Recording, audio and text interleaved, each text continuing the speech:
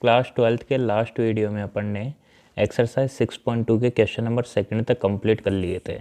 इसके बाद में अपना क्वेश्चन नंबर थर्ड है, एक फंक्शन गिवन है F X equal to modulus of X minus one plus modulus of X, और इसकी एक्स इक्वल टू 0 और एक्स इक्वल टू 1 के ऊपर डिफरेंशियबिलिटी अपने को टेस्ट करनी है। ठीक है, मतलब चेक करना है कि फंक्शन एक्स इक्वल टू 0 के ऊपर और एक्स इज इक्वल टू 1 के ऊपर डिफरेंशिएबल है या नहीं है। ठीक है, तो देखो सबसे पहले अपन क्या करेंगे, ये जो फंक्शन है इसको अपन ओपन कर लेते हैं। मतलब ये जो फंक्शन है एफ एक्स, इसको मैं क्या लिख सकता हूँ, देखो समझना।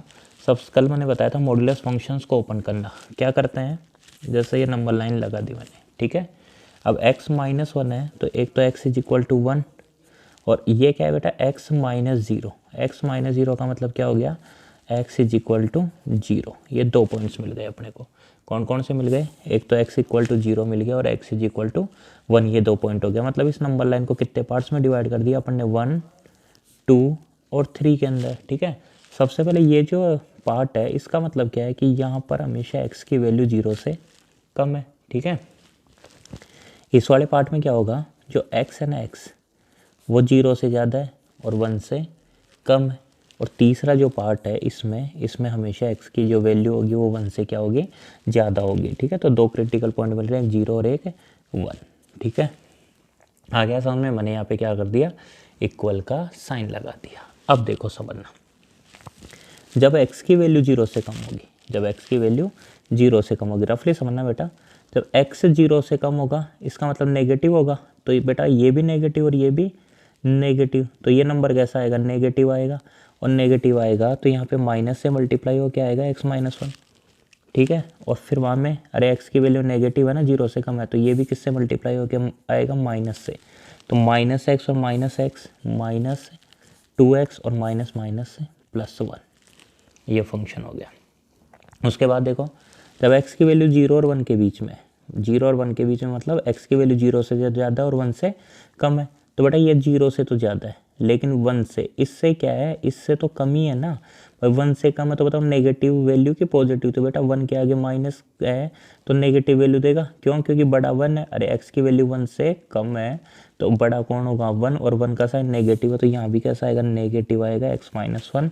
और x की वैल्यू 0 से ज़्यादा है, 1 से कम है, मतलब पॉजिटिव होगा यहाँ पे, और पॉजिटिव होगा तो प्लस का x। देखो minus x plus x cut जाएगा और माइनस माइनस प्लस 1 इसका आंसर हो जाएगा। ठीक है, उसके बाद में जब x की वैल्यू 1 से ज़्यादा होगी, जब x की वैल्यू 1 से ज़्यादा होगी, 1 से ज़्यादा होगी तो ये भी पॉजिटिव और ये भी पॉजिटिव, तो x और x कितना आ जाएगा, 2x माइनस 1, ये फंक्शन आ जाएगा। तो ये सब तुम्हारे को समझ में आ गया होगा। अब देखो, अब चेक करते हैं इसकी डिफरेंशियबिलिटी।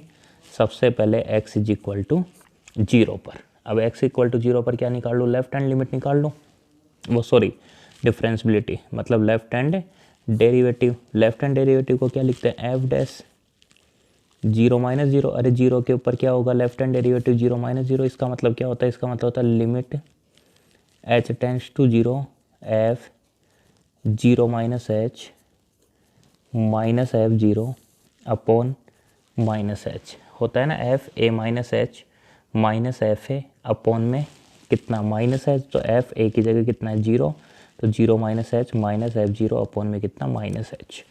अब देखो लिमिट एच टेंड्स टू 0, सबसे पहले एफ 0 माइनस एच की वैल्यू, एफ 0 माइनस एच का मतलब 0 से कम है। अरे 0 माइनस का मतलब 0 से कम है, तो जब x की वैल्यू 0 से कम है तो ये फंक्शन काम में आएगा। मतलब क्या आएगा, देखो -2, तो -2 फिर x की जगह क्या, 0 माइनस एच, 0 माइनस एच का मतलब माइनस एच, और फिर +1। ठीक है, माइनस एफ 0, फंक्शन की 0 पे वैल्यू, तो फंक्शन की 0 पे वैल्यू कितनी है, 1 है, तो ये 1, और अपॉन में माइनस एच। ठीक है, इसको सोल्व करो, इसको सोल्व करोगे लिमिट एच टेंड्स टू 0, देखो माइनस माइनस प्लस, तो +2h, ये 1 और -1 कट गया, और अपॉन में माइनस एच, एच से एच गया, लिमिट एच टेंडिंग टू 0। ठीक है, और यहाँ पे क्या आ जाएगा, समझ में तो आ रहा है ना बेटा।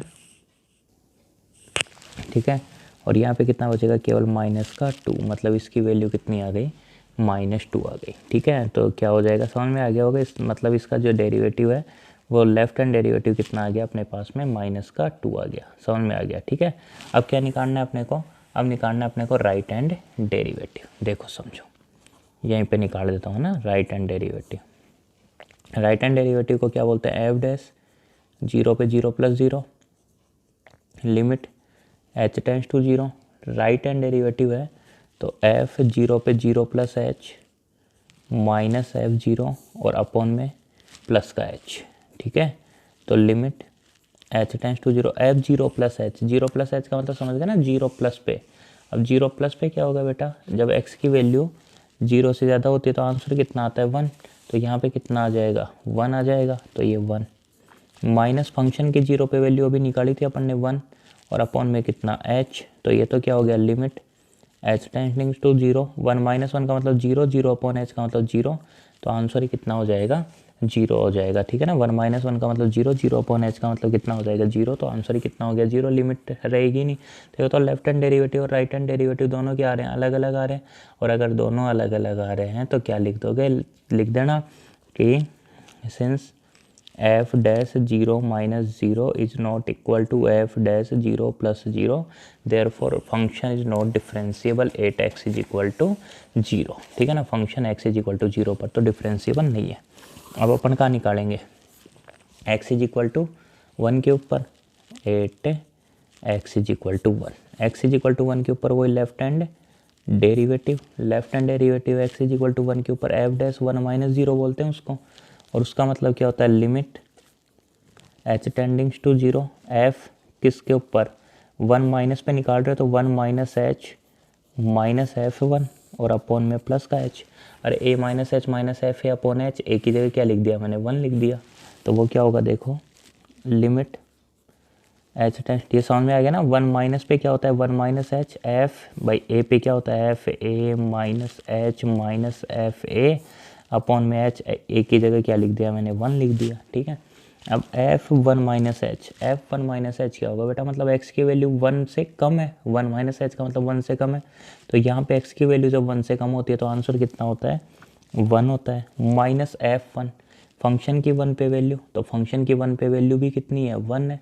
ठीक है ना, ये भी कितनी है 1 है, और अपॉन में कितना h, तो लिमिट समझ में आ रहा है एच वो सॉरी 1 पे वैल्यू तो मैंने ये फंक्शन ले रखा है ना, ये वाला नहीं ले रखा, कोई नहीं, इसी को लिख देते हैं f1, f1 तो f1 क्या हो जाएगा 2 × 1 - 1, 2 × 1 - 1 समझ में आ गया होगा। ये तो भाई x की जगह कितना लिख दिया मैंने 1 लिख दिया। ठीक है, f1 का मतलब 2 × 1 - 1 लिख दिया, f1 - h का मतलब 1 था ही, तो क्या होगा देखो 1 माइनस 2 1 या 2, 2 - 1 कितना होता है 1 अपॉन h, तो लिमिट h टेंडिंग्स टू 0, 1 - 1 का मतलब कितना होता है 0 और 0 अपॉन h का मतलब 0, तो आंसर ही कितना हो गया 0 हो गया। तो ये तो क्या आ गया लेफ्ट हैंड डेरिवेटिव आ गया।